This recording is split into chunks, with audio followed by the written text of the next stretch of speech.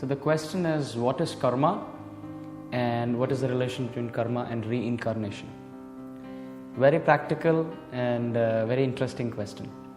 So in the previous videos, you would see that we discussed that we are not this body and that we are a spirit soul. Let us build on that concept in this video. So when we say that we are spirit soul and we are not this gross or subtle covering, first and foremost, this spirit soul is part and parcel of Krishna. It is eternal, so it never dies. We as spirit souls accept different bodies. This is the concept of reincarnation. When the soul accepts a body, that is called as birth. When the soul lives in that body, it's called as life or existence. And when the soul quits that body, it's called as death. Now, before birth and after death, you find that the body might, cease to exist, but the soul always exists.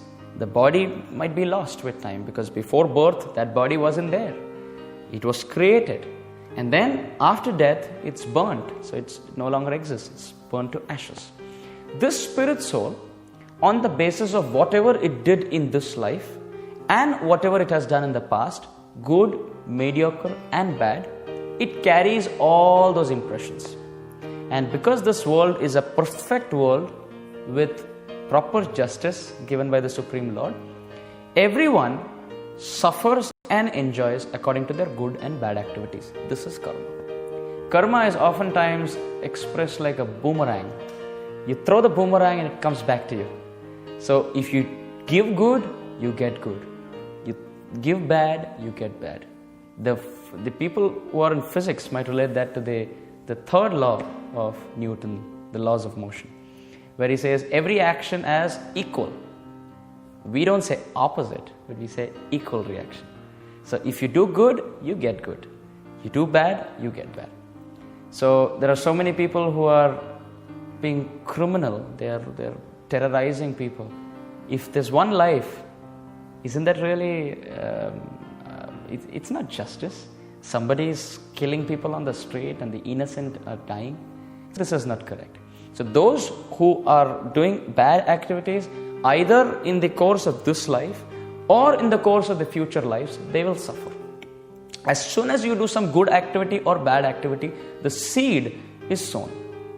Now with passing time and with passing activities, the seed sprouts, and when the fruit of the reaction is ready, it comes back to you. Even in the life of Dhritarashtra, we find that Dhritarashtra, many lifetimes ago, he had this tendency of piercing the eye of ants with blade of grass. Till the time the eye used to hurt and the ants, bleeding. Dhritarashtra loved it, not as Dhritarashtra, but many lifetimes ago.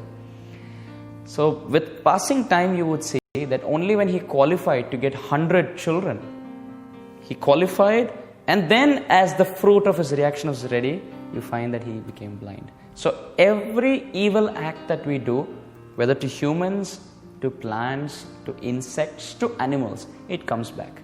So this is karma. We have to be very careful of what we say, what we feel, and what we do. Now, the quick relation and the summary of this concept of reincarnation and karma, how do they work? Well, reincarnation works on karma.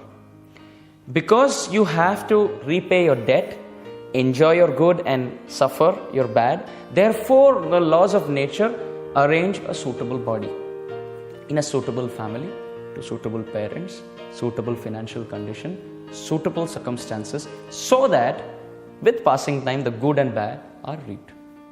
We would see, therefore, there are some who are born in aristocratic families. There are some who are born very beautiful. There are some who are very intelligent. And there are some who are, in all opulence. But on the contrary, we find that many are really unfortunate and they are on the streets. So what makes a child take birth in a poor family, and what makes a child born in a celebrity's house? Well, it's not just the birth, but the karma that we have done for lifetimes. So we have to be very careful. The life that we are living now is on the basis of what we lived and did in the past lives, and what we do now, on that basis, a future body is ready. Karmana Daiva Netrena. By the sanction of the Supreme Lord, by the arrangement of the demigods, and by our past and present desires, different bodies are created. Some are beautiful, some are ugly, some are fortunate, some are unfortunate. This is a very broad concept, but because this is a short and crisp video, I'll keep it very short. If there are more questions or comments, do contact me on the email ID. Hare Krishna.